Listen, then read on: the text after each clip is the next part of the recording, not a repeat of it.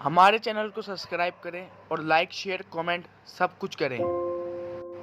एक दिन की बात है, सविता के पति श्यामलाल ने एक दिन सोते हुए उसकी तकिया के नीचे एक महंगा मोबाइल देखा।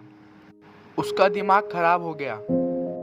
उसे समझ ही नहीं आया कि 2000 कमाने वाली उसकी पत्नी के पास इतना महंगा फ़ोन कैसे आया, और उस फ़ोन की कीमत लगभग 50,000 थी। सविता झाड़ू पोछे का काम करा करती थी और उसका पति ठेका मजदूर था।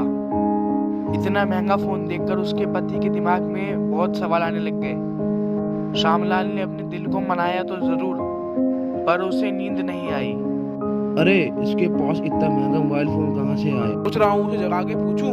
सोने देता हूँ, बेचारी थकी होगी। सोचता हूँ कल सुबह पूछूंगा। सविता, ये किसका मोबाइल है? तेरे पास कहाँ से आया? ये तो काफी महंगा है। पति के हाथ में फ़ोन देखकर सविता का चेहरे के रंग उड़ गया। उसे कुछ समझ में नहीं आते कि क्या बोले। ये कहाँ आया आपके पास? पता है मैं कितनी चिंता में थी इस फ़ोन को लेकर। तुमने मेरी बात का सुझाव नहीं दिया सविता। ये फोन है किसका? अरे मालकिन का है। इसमें कुछ दिक्कत आ रही थी तो उन्होंने कहा था कि इसे ठीक करवा लाओ। अब ठीक हो गया है तो आज उन्हें दे दूंगी। ये कह के सविता ने फ़ोन लिया और चली गई। उस दिन के बाद से सविता का पति कभी महंगी साड़ी कभी महंगे झुमके उमके देखता उसके पास। परसों जब वो एक बड़ा सा और महंगा टीवी घर लेकर आई तो उसके पति ने उसको टोका। सविता, क्या है ये सब? क्या क्या है? टीवी है ये, दिख नहीं रहा क्या? तो दिख रहा है मुझे, लेकिन ये कहाँ से आया? दुकान से आया है और कहाँ से आएगा? देखो सविता, ज्यादा बात को घुमा मत और सीधे सीधे बताओ ये टीवी कहाँ से आया है? तुम्हारी कोई लॉटरी लगी है क्या? है नई झुमके आते हैं, कभी नई पायल, कभी नई साड़ी, तो आज ये टीवी। श्यामलाल की बातों को सुनकर सविता ने मुंह बना लिया और कहा, ये सब मेरी नई मालकिन ने दिया है। वो मेरे काम से बहुत खुश हैं। वो क्या कहते हैं अंग्रेजी में? गिफ्ट दिया है। सविता, कोई मालकिन इतना महंगा गिफ्ट नहीं देती, और वो भी हर सप्ताह। आप मुझ पर शक कर रहे हैं? शक नहीं कर रहा हूँ, जो बात सच है वही बता रहा हूँ। हाय हाय, इसे कहते हैं मुफ्त की खुजली होना।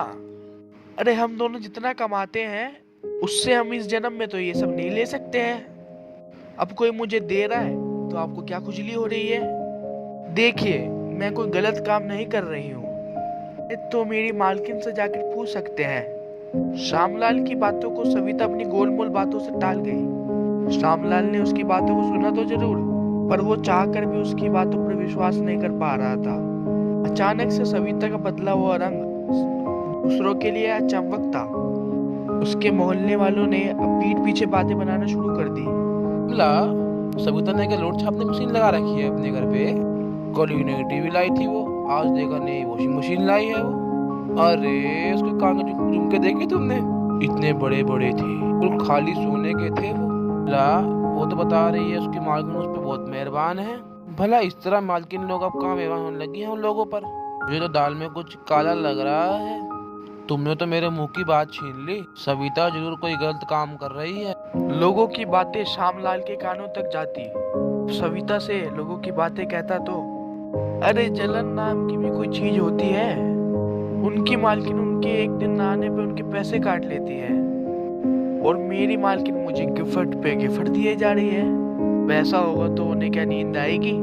उन्हें नींद नहीं आएगी और वो कुछ ना कुछ बातें बनाएंगी। अगर दूसरों की बात सुनोगे तो खुश नहीं रह पाओगे। इसलिए कान में तेल डालिए और जिंदगी के मजे लीजिए। जिस तरह से सविता ने अपने पति को ये बात कही उसको कतई अच्छी नहीं लगी। शक तो उससे बहुत हो रहा था कि उसकी पत्नी कुछ गलत काम कर रही है। जब तक वो उसे रंगे हाथों पकड़ नहीं लेता तब तक वो क्या क्या बोल सकता है। हालांकि वो दिल से दुआ करता है कि सविता कुछ गलत काम ना करती हो। हे भगवान, जैसा मैं सोच रहा हूँ वैसा बिल्कुल भी ना हो, और जैसा सविता कह रही है बिल्कुल वैसा ही हो। कुछ दिन और बीते और एक रात की बात है। 9 बज गए थे, लेकिन सविता एक दिन काम से नहीं लौटी थी। श्यामलाल उसके लिए बहुत परेशान हो रहा था। क्या बात है, सविता कहाँ रह गई? वो तो जल्दी आ जाती है, 9 बज गए अभी तक नहीं आई वो तो। श्यामलाल के मन में कई सारे विचार आ रहे थे। जैसा कि होता है, सारे विचार बुरे ही आ रहे थे। कहीं कोई हादसा तो नहीं हो गया उसके साथ, मुझे जाकर पता करना होगा।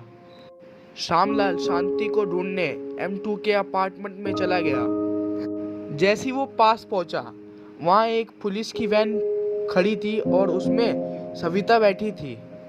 सविता को पुलिस की गाड़ी में बैठ श्यामलाल का दिमाग चकराने लग गया। अरे बाप रे, ये पुलिस सविता को लेके कहाँ जा रही है? सविता, ये सविता कहाँ जा रही है? पुलिस की गाड़ी तेज रफ्तार में वहां से निकल गई। कुकड़ुकू! वो पुलिस की गाड़ी के पीछे भागने लगा और भागते भागते पुलिस स्टेशन पहुंच गया। सविता जेल की सलाखों के अंदर थी। सविता, सविता, क्या किया तूने? इस वाले तुझे यहाँ क्यों लेके आए हैं? बता, बता। सविता खामोश थी। उसका चेहरा पीला पड़ा हुआ था। तभी इंस्पेक्टर उसके पास आया। हाँ भाई, तुम इसके पति हो? हाँ साहब जी, मैं इसका पति हूँ। क्या किया है इसने? बोलो तो ऐसे रहा है जैसे तन्ने कुछ पता नहीं।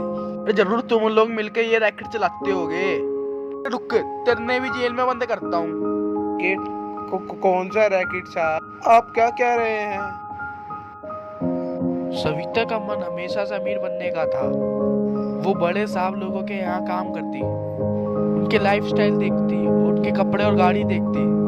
उसके मन में हमेशा यही आता कि मुझे भी ऐसी महंगी महंगी गाड़ियों में बैठना है, मुझे भी महंगे कपड़े पहनने हैं, इनकी जैसी जिंदगी जीनी है। दूसरों के यहाँ झाड़ू पोछा करके पर ये महंगे शौक करना पूरा अच्छा नहीं था। लेकिन उसने शॉर्टकट आजमाने का सोचा। वो दिखने में सुंदर थी। मेरी सुंदरता अगर मुझे अमीर न बना सकी तो ये किस काम की। वो जहाँ जहाँ काम करने जाती थी, वहाँ के मालिकों को अपनी अदा से घायल करती थी। लेकिन ये उसको दुर्भाग्य था कि कोई उसके झांसे में नहीं आता था। एक दिन विवेक नाम का एक शिष्य उसके जाल में फंस गया। एक दिन की बात है, विवेक की पत्नी अपने मायके गई हुई थी और वो काम वाली उसके जाने के अगले दिन की बात है। अरे कोई टेंशन की बात नहीं है भाई। आज की रात एक बार फिर से जीते हैं, बिल्कुल बैचलर वाली लाइफ। पूरी रात मस्ती मस्ती होगी। तू मिल अपने पुराने अड्डे पर, वहीं बैठते हैं सारे। उस रात विवेक ने अपने दोस्तों के साथ बहुत जबरदस्त पार्टी की। जब वो घर पहुंचा तो उसके पाँव लड़खड़ाने लगे और उसने कुछ ज्यादा ही पी ली थी। घर पहुंच के ही वो जाकर बिस्तर पर लेट गया। उसे घर जाके आधे घंटे भी नहीं हुए थे और दरवाजे की बेल बज गई। साहब, मेम साहब ने कहा था कि आपके लिए रात की रोटी बना दूं। अरे नहीं, तुम जाओ, मैं रात बाहर खा के आया हूँ। नहीं साहब, मैं क्या चली जाऊं? मेम साहब मुझसे बहुत गुस्सा होंगी। यह कहकर वो किचन में चली गई। विवेक उसे रोकता रहा। वो इतना नशे में था कि वो क्या कह रहा है उसे खुद नहीं पता था। विवेक की यही हालत सविता के लिए लॉटरी का कारण बन गई। जब वो नशे की हालत में सोया था, वो उसके बगल में जाके लेट गई और गंदी गंदी फोटो खींचने लग गई और उसके साथ गंदी गंदी फोटो खींचने लग गई। अगले दिन साहब, मैं झूठ बोल रही हूँ तो क्या मोबाइल की पिक्चर भी झूठ बोल रही है? अरे मैं तो वापिस जा रही थी, ने मुझको हाथ पकड़ के अंदर खींच लिया और फिर मेरे साथ मैं तो किसी को मुंह दिखाने के लायक भी नहीं रही। ये क्या कह रहे हो तुम? माना कि मैं नशे में था, पर मैंने ये सब नहीं किया। विवेक के आसपास सविता ने ऐसा जाल बुना कि वो फंस गया। सविता उसे ब्लैकमेल करने लगी और उससे पैसे ऐंठना चालू कर दिए। इसी पैसों से वो रईसी दिखाने लग गई। ये सिलसिला चलता रहा और एक दिन विवेक की पत्नी ने बैंक की पासबुक देखी। वो विवेक हर दूसरे दिन बैंक के अकाउंट से मोटी मोटी रकम निकालने लग गया था। उसने उससे पूछा तो वो टाल मटोल करने लग गया। जब उसने अपने सिर की कसम दी तो शालिनी, मुझसे बहुत बड़ी भूल हो गई। तेरे जाने के बाद एक दिन विवेक ने सारी कहानी अपनी पत्नी को बताई कि उसके साथ क्या क्या हुआ था, लेकिन उसकी पत्नी को यकीन नहीं हुआ। एक दिन की बात है, जब सविता ने 50,000 रुपए मांगे तो विवेक ने पुलिस को फोन कर दिया था और पुलिस को देखते ही उसके चेहरे का रंग उड़ गया था। साहब गलती हो गई मुझसे। विवेक साहब तो निर्दोष है। एक दिन उनके नशे में मैंने उनका फायदा उठा लिया था। सविता पे मुकदमा हुआ, उसे 3 साल की सजा हुई। जिंदगी में शॉर्टकट लेने के चक्कर में